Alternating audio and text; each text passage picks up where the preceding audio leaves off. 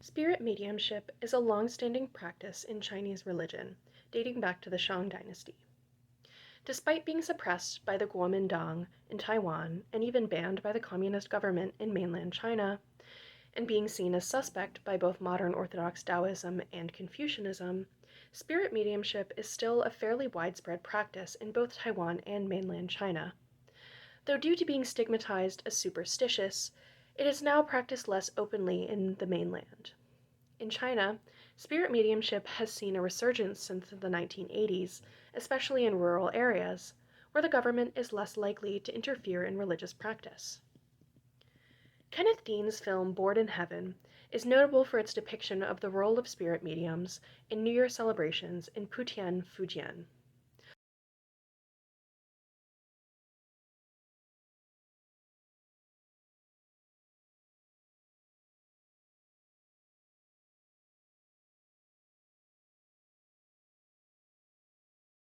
Also notable is the fact that all of the mediums in the film are male. Records suggest that historically most Chinese spirit mediums were women, and this is still the case in many areas of China today. Indeed, most spirit mediums in Putian are female. The experience of female spirit mediums is also deeply influenced by their gender. In this video, I will explore how spirit mediumship is gendered across three categories: relationship with spirits, ritual roles, and with social perception. I will also be using a somewhat limited binary model of gender, as research on spirit mediumship in Taiwan and China has largely done. The specific deities with which mediums have relationships is strongly affected by gender. In Taiwan, it is uncommon for male deities to possess women. Female spirit mediums in Taiwan are also more likely to be associated with location-specific deities. Historically, most animal spirit mediums in mainland China were women.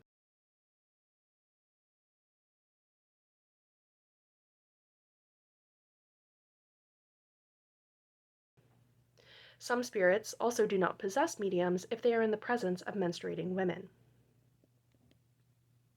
Perhaps the most significant difference between male and female spirit mediums in both mainland China and Taiwan is in their ritual roles and specific practices. In Taiwan, women spirit mediums mostly work out of their homes and have clients come to them, whereas men spirit mediums are more likely to work out of temples and visit clients in their homes. Mediums are not officially allowed in temples in mainland China, though some operate in unregistered deity temples, and thus almost all work out of their own homes. In her 2010 study of female spirit mediums in Fujian, Erin Klein notes that many clients believe women are particularly suited to answering questions about family issues, which comprise a large portion of the problems with which people come to mediums. Women also comprise the majority of clients for healing rituals.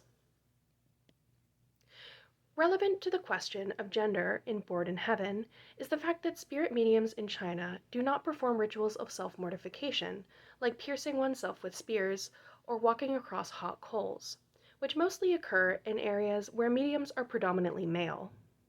This is also mostly true in Taiwan. In fact, in Taiwan and Singapore,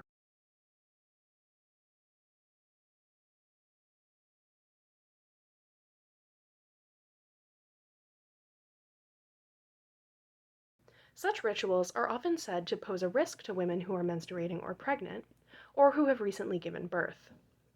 The presence of menstruating women may also pose a risk to mediums during rituals which involve bleeding.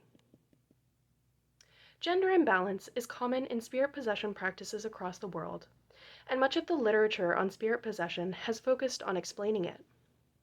Perhaps the most famous theory is that of I.M. Lewis, who argued that in highly socially stratified, male-dominated societies, women use mediumship as a way to gain social status and protest against or make demands of those in higher status in ways which would normally not be allowed.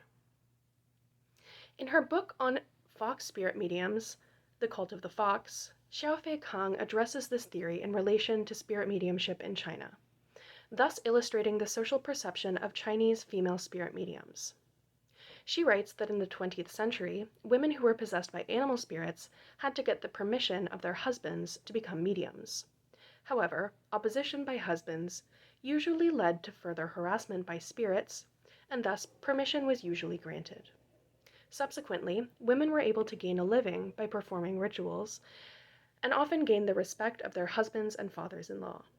Similarly, when Mayfair Meihui Yang interviewed a man in Wenzhou who worked with female spirit mediums, he explained the predominance of female spirit mediums in the area, in part by saying that men had more opportunities to make money, and therefore were less likely to pursue spirit mediumship. Mayor Shehar similarly observed that women in Taiwan were able to make a living through spirit mediumship. One woman's husband even quit his job and began to work as her assistant after she began to make money as a medium. Aaron Klein found that female spirit mediums in Fujian gained authority through their work. Other explanations of the predominance of women in spirit mediumship in China point to social perceptions of women. The man Yang interviewed also said that women's minds were simpler and purer than men's, which made them more sensitive and better able to communicate with spirits. The husband of Ms. Lin, one of the spirit mediums Aaron Klein observed, explained the high proportion of women among spirit mediums by saying that women were more emotional and honest, and better able to express the emotions of ancestors. Ms. Huang, one of the mediums, gave a similar answer, saying that more women were honest and kind-hearted. Interestingly, explanations of why specific women were chosen as mediums reflect these ideas. While possessed, a god said they had chosen Ms. Lin because she was kind-hearted and loyal. Her husband gave the same answer when asked why he thought his wife had been chosen as a medium. Practical considerations which reflect gendered social realities also factor in. Ms. Huang added that more women are at home, making them more available to act as mediums.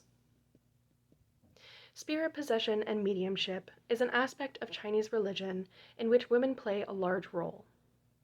It is also an aspect in which the gendered nature of women's role is very clear, whether that is in the spirits for which they tend to serve as mediums, the specific practices they carry out as mediums, or in social understandings of female mediums.